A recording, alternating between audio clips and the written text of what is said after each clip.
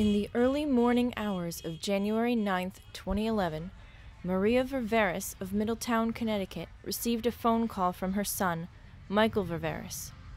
After leaving the Glow Lounge on Worthington Street, he was arrested by the Springfield police after officers pulled him out of his friend's SUV.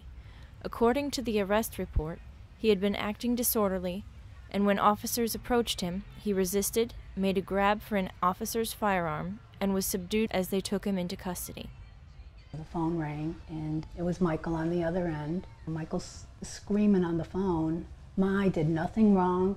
They kept saying, you beat me up, Ma, you have to find me video." And I said, well, what are your charges? He goes, I don't know what my charges are. I did nothing wrong, Ma.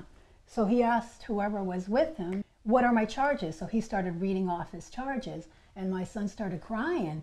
He heard, larceny of a firearm, disorderly He goes, oh my God, Ma, you have to find me video. Ververis' father and 3 uncles went to Springfield the following Saturday night to pass out flyers, which requested that witnesses contact them with information. Shortly afterwards, 3 videos surfaced. 2 of the videos will be used in court and are readily available for viewing on YouTube or on the Justice for Michael website, which was created by Dan Keefe of Out Now, a social activist group in Springfield. The people filming the videos give commentary, and one woman states that the officers hit the car in which Ververis and his friends were traveling. Also can be seen the moment that Ververis falls to the ground, which he claims was due to a chokehold that left him temporarily unconscious. Further can be seen a woman in the process of making a recording, who was later identified as Raquel Peroza. She is seen speaking with an officer who approached her while filming, and this was the subject of debate at a hearing for a motion to dismiss, which was held in late February. We moved to dismiss the charges against him based on outrageous government conduct and the destruction of exculpatory evidence. Ververis' attorney filed the motion because the police confiscated Peroza's phone without a warrant and interrupted her while she was filming. She was closer to the arrest than the other videographers, and Ryan believed the video could have created a more panoramic view of the arrest. Once the phone was checked into evidence, the motion notes that the evidence tag on the phone was not attached to the arrest report, and Peroza's name was not obtained. 81 days later, after several attempts to retrieve her phone were unsuccessful, Peroza contacted Sergeant Delaney and arrived at the police station. I put her name in our IMC computer, and there was nothing. Her name didn't appear anywhere on any case. I know my phone is there. A police officer took it. So then I said, well, let's walk down to the property room. We went down there. I asked her what the date was. And then he goes, there's nothing with her name on it, but there's a phone here on that date. I said, well, let me see it. Took it out, and she knew. She opened it up right away and pushed numbers in it and said, this is my phone. She had described it. She was happy. I said, is this your phone? And she goes, yeah. This interaction was brought up in court to determine if the police were responsible for the mishandling of evidence. During the trial, Delaney testified that returning the phone to Peroza was merely an oversight. The evidence room is also the room where lost property is stored, and he believed the phone had been a lost item. The evidence room is the name of the room, but it consists of lost property. Evidence from past cases are there. It's all just put in the same room. It's part of property, it's called. It comes under that name. After hearing all evidence and watching the available videos, the judge denied the motion. I think the only thing the judge found is that the video showed Ms. Peroza in the process of making a video recording herself. But in terms of what the videos show or don't show will be a disputed issue of fact that will need to be resolved by a jury. The next stage in the case will be a motion that will be filed on behalf of Mr. Ververis pursuant to Massachusetts Rules of Criminal Procedure number 17, and that will be seeking records in the possession of the Springfield Police Department's Internal Affairs Unit with respect to some of the arresting officers. Several of the officers involved in Ververis' arrest underwent an internal investigation after Ververis filed a complaint, but the details of the investigation were not released. These records and others are the focus of the motion that Ryan intends to file. We have an internal investigations unit that is run by Springfield police officers. They are supervisors such as myself, and anytime there's an alleged misdeed by a police officer, all those cases are investigated thoroughly, reported to the police commissioner.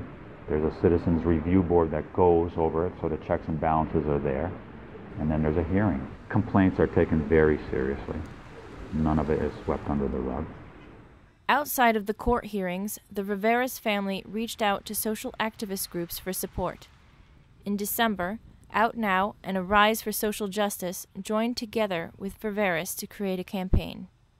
We had a meeting with Maria and Nico, Maria's son, and they talked about how they had been silent this whole time. And so out of that meeting was the beginning of building a campaign for justice for Michael. Dan Keefe built a website for the case, and the site calls for people to take action by attending the hearings and writing letters.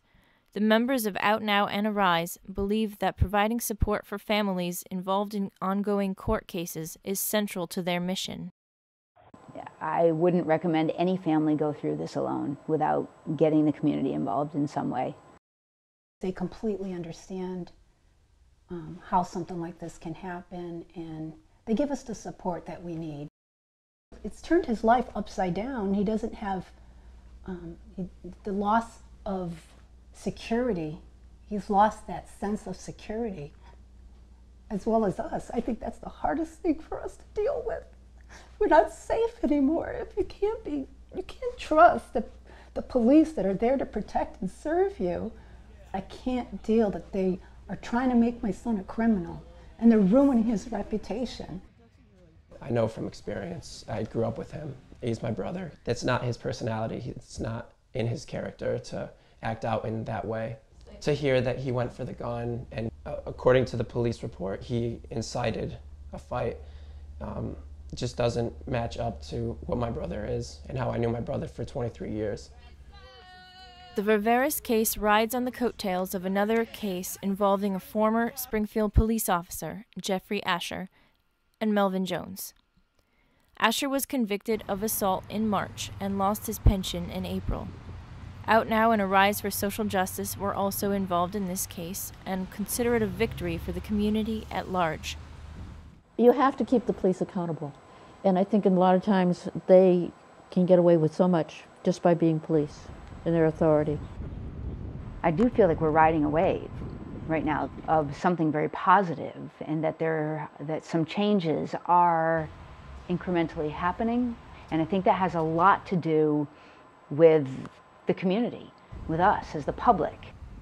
Police officers have a very huge responsibility, not just in Springfield, but all throughout the United States, that we have a lot of power because we have the power to take away your freedom. And the only way we can do this is based on probable cause. A jury and a judge and lawyers later on will pick apart what we do.